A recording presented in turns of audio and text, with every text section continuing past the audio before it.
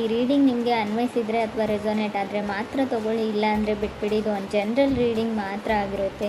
ಕಾರ್ಡ್ಸ್ನ shuffle ಮಾಡಿದಾಗ February ಮಂತಲ್ಲಿ ನನಗೆ first card temperance card ಬಂದಿದೆ.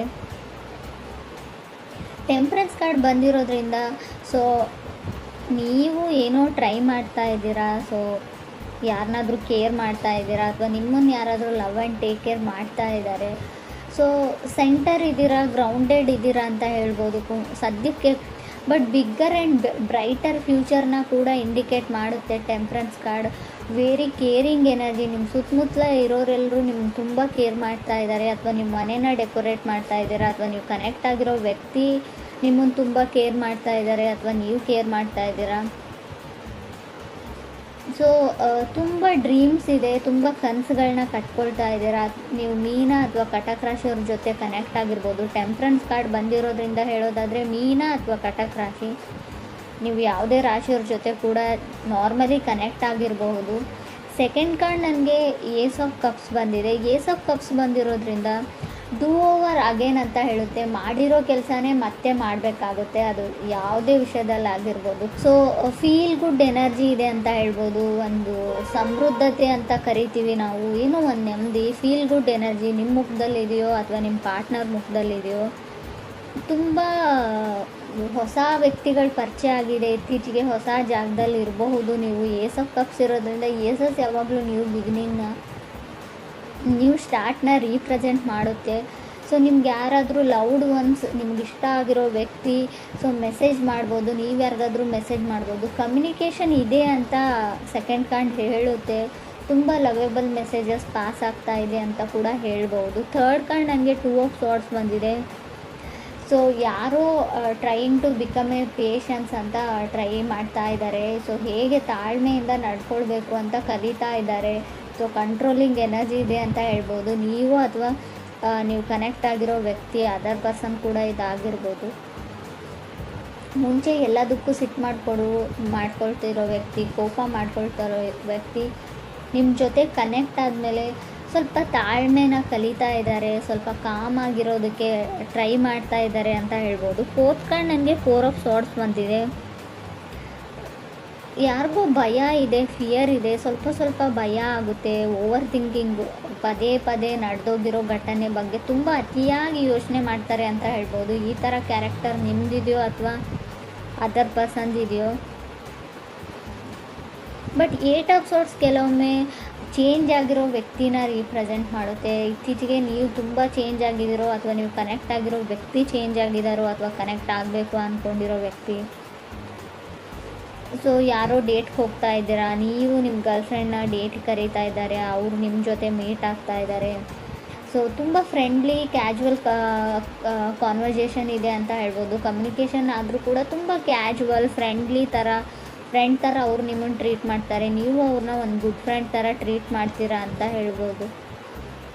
ಫಿಫ್ತ್ ಕಾರ್ಡ್ ನನಗೆ ಸಿಕ್ಸ್ ಆಫ್ ಕಪ್ಸ್ ಬಂದಿದೆ. ಸಿಕ್ಸ್ ಆಫ್ ಕಪ್ಸ್ ಕೆಲವೊಮ್ಮೆ ಸಿಕ್ಸ್ತ್ ಪ್ಲೇಸಲ್ಲಿ ಬಂದರೆ, ಅದು ಕೂಡ ಏಟ್ ಆಫ್ ಸೋರ್ಟ್ಸ್ ಆದಮೇಲೆ ಬಂದರೆ ಫ್ಲರ್ಟಿಂಗ್ ಎನರ್ಜಿ ಅಂತ ಹೇಳ್ತೀವಿ.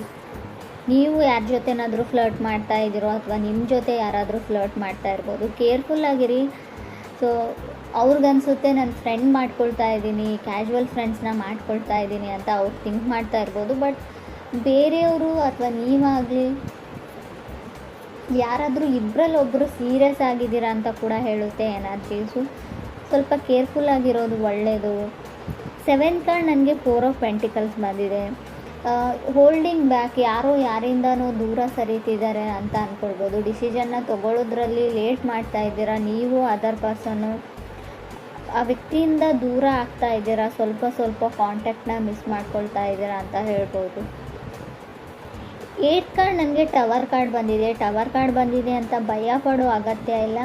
Sometimes tower cards temperance card ಜೊತೆಗೆ ಬಂದರೆ ಖಂಡಿತವಾಗ್ಲೂ ಡಿಲೇ ಅಂತ ಹೇಳ್ತೀನಿ. ಯಾವುದೇ ವಿಷಯದಲ್ಲಾಗಿರ್ಬೋದು, ರಿಲೇಷನ್ಶಿಪ್ ವಿಷಯದಲ್ಲಾಗಿರ್ಬೋದು, ನೀವು ಮನೆ ಕಟ್ತಾ ಇದ್ದರೆ, ಏನಾದರೂ ಖರೀದಿ ಮಾಡ್ತಾ ಇದ್ದರೆ, ಯಾವುದಾದ್ರೂ ಇವೆಂಟ್ ಇದ್ದರೆ, ಎಲ್ಲಿಗಾದ್ರೂ ಹೋಗಬೇಕು ಅಂದ್ಕೊಂಡಿದ್ರೆ, ಎಲ್ಲದರಲ್ಲೂ ಡಿಲೇನ, ಸಡನ್ ಅನ್ಎಕ್ಸ್ಪೆಕ್ಟೆಡ್ ಡಿಲೇ ಅಂತ ಹೇಳ್ಬೋದು.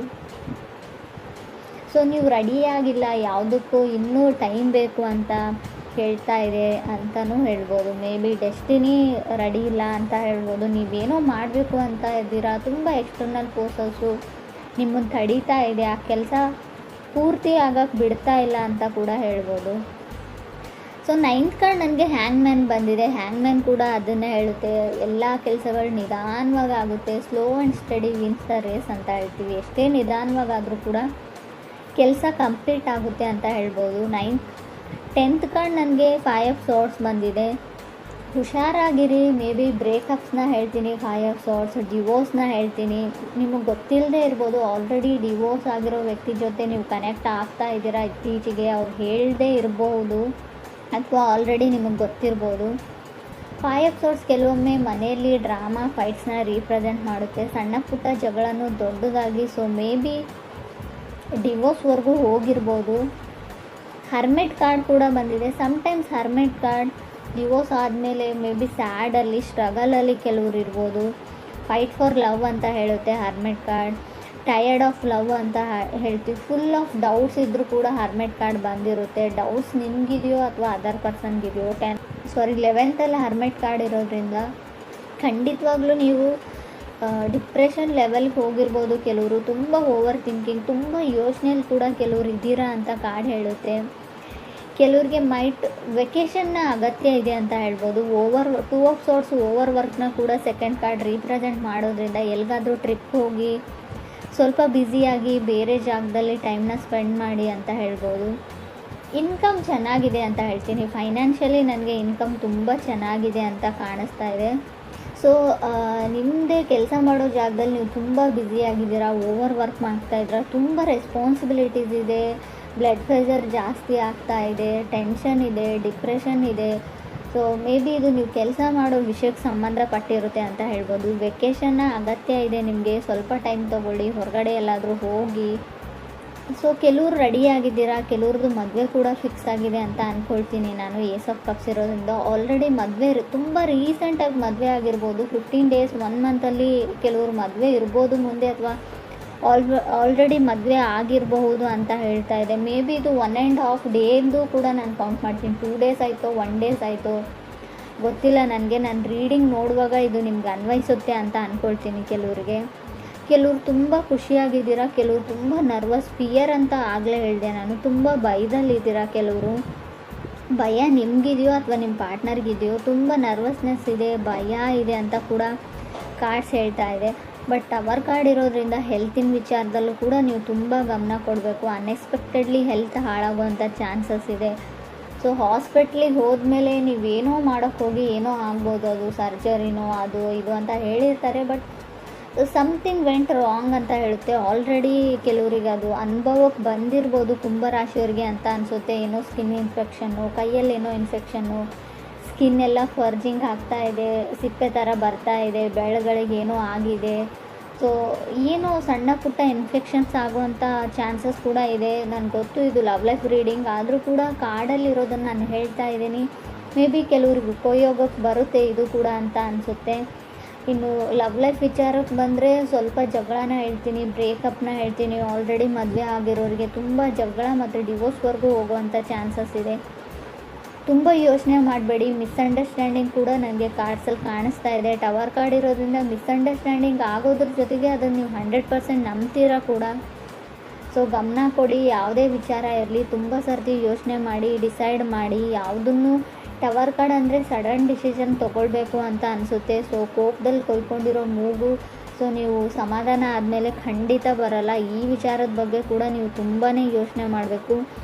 ಕೆಲವ್ರಿಗೆ ನನಗನ್ಸುತ್ತೆ ಹ್ಯಾಂಗ್ ಮ್ಯಾನ್ ಇರೋದ್ರಿಂದ ನಿಮಗೆ ಡಿಲೇ ಮಾಡೋಕ್ಕಿಷ್ಟ, ನೀವೇ ಯಾವುದನ್ನು ತುಂಬ ಎಳಿತಾ ಇದ್ದೀರಾ, ಯಾರಿಗೂ ತುಂಬ ಕಾಡಿಸ್ತಾ ಇದ್ದೀರಾ ಅಂತ ಕೂಡ, ನೋ ಹೇಳ್ತಾ ಇದ್ದೀರಿ ಅಂತ ಕೂಡ ಕಾರ್ಡ್ ಹೇಳುತ್ತೆ.